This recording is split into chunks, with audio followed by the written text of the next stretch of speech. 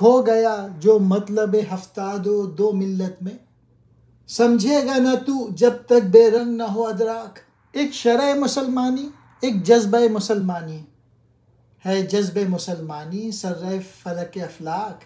اس شعر میں اقبال نے ملت کے 72 فرقوں کا ذکر کیا ہے کہ یہ ملت 72 فرقوں میں گم ہو گئی یا بڑھ گئی۔ اسے تو اس وقت تک نہیں سمجھ سکے گا جب تک تیرا فہم و شعور فرقہ بندی کی غلاظت سے پاک نہ ہو جائے۔ ظالم فرقہ پرستوں نے ملت کو بہت بڑا نقصان پہنچایا ہے، وہ کوئی دشمن بھی اسے نہیں پہنچا سکتا۔ علامہ نے ان ظالموں پہ بڑی تنقید کی ہے، مثلا دین ملا فی سبیل اللہ فساد، ملا کا دین اللہ کی راہ میں بھی فساد کا باعث ہے۔ ایک چیز اسلامی شریعت ہے اور ایک شے اسلامیت کا شوق و جذبہ ہے۔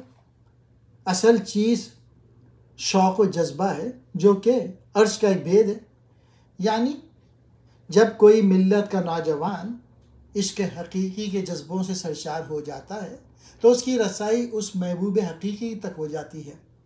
ملت کے لوگوں یاد رکھو کہ جب تک تو اللہ سے محبت نہیں کرو گے اس وقت تک نہ عمل صالح ممکن ہے اور نہ دل میں یقین کا رنگ پیدا ہو سکتا ہے۔